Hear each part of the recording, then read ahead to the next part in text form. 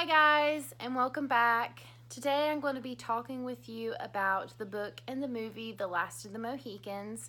I'm going to give you some facts about the book, some facts about the movie, and then I'm going to tell you guys some similarities and differences between each of them. So let's get started. I'm going to tell you guys about the book first. The book was published in 1826 by author James Fenimore Cooper. This is Cooper's most popular work, and it is for a reason because it is a tremendous book. This is also one of the most popular English language novels since its publication. It's used a lot in colleges and schools, and it's just a very popular piece of older English work. The movie was released more than 100 years later in 1992. This movie was filmed in the Blue Ridge Mountains in my home state, North Carolina. So it was really neat watching this movie and be able to see pieces of my home state in the movie. I thought that was really cool. The main character is Daniel Day-Lewis, as you can see featured on the front of this cover. And an interesting fact about him is he played, of course, the main character Hawkeye. And while filming, he carried his rifle everywhere he went, and he refused to have any part in any kind of modern day technology. He even rolled his own cigarettes. He refused to buy them pre-made just so he could stay more in tune with the character that he was playing. So both the book and the movie somewhat go along the same plot line. It both focuses around Captain Monroe's two daughters, Cora and Alice, and it starts with their journey of traveling to their father's fort. Both the book and the movie do take place in the French and Indian War. You see the same characters. You see Magua, who is the antagonist of the book and the film. You see Hawkeye, you see Chingachgook and Uncas, who are the last two of the Mohicans. So you see all the same characters. You see Hayward, who is the colonel of Captain Monroe's army. So you see a lot of similarities between the story start and the characters. As I mentioned before, Magua is in both the book and the film, and he is the main antagonist of both. He does work with Montcalm, who is the French captain, and he works with them to attack Colonel Monroe, and he does end up taking both the daughters hostage in both the book and the movie, although it is somewhat different, but he does take them both captive in both the book and the movie. Another similarity that I enjoyed seeing was at the ending, Uncas, who is Chingachgook's son, who is the youngest and one of the last of the Mohicans, he does end up dying, and he dies by Magua's hand. He gets stabbed by Magua when he is trying to rescue one of Captain Monroe's daughters. So to me, there were a bunch of differences between the book and the movie. I don't know if I can mention all of them because there's so many, so I'm just going to mention just a few that really stood out to me the most. The first thing that I noticed while watching this movie is there are way more deaths in the movie than there are in the book. For example, Monroe, who is Cora and Alice's father, in the book, he lives. He lives throughout the entirety of the book and the end. In the movie, he dies.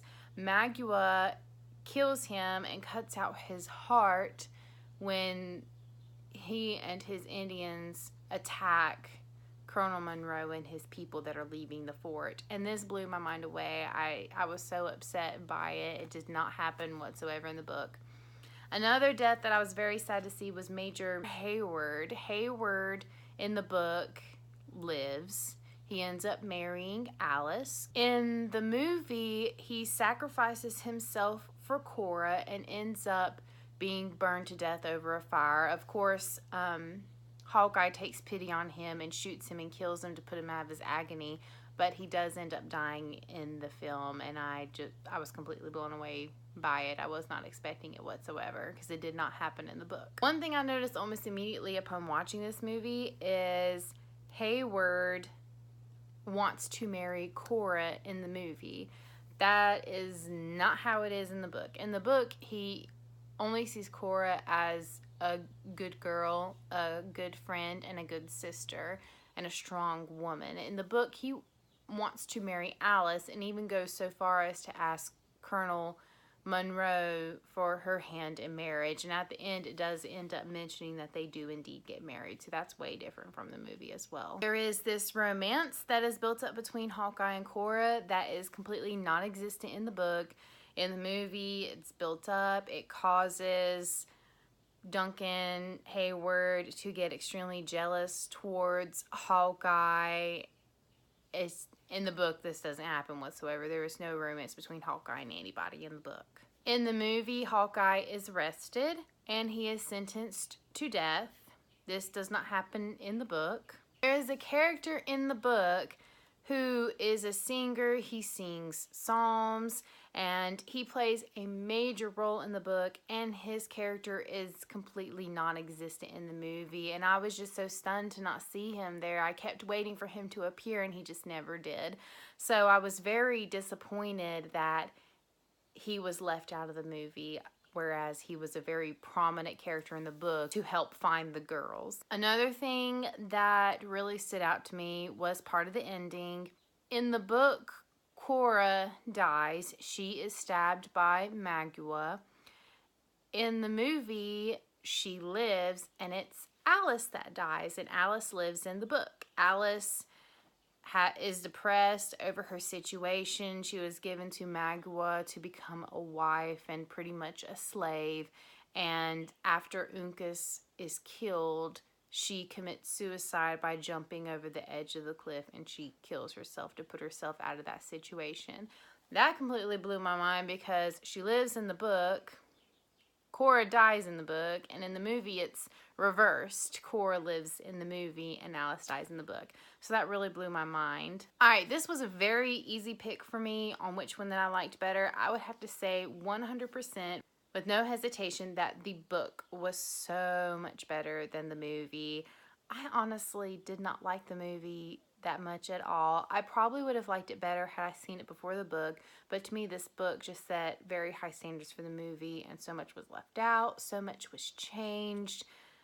It was a no-brainer to me. The book was definitely better. So what did you guys think? Did anybody else like the book better than the movie? Is there someone that actually liked the movie better than the book? Alright, thank you guys for watching, and I will see you guys next time when we will be discussing The Firm.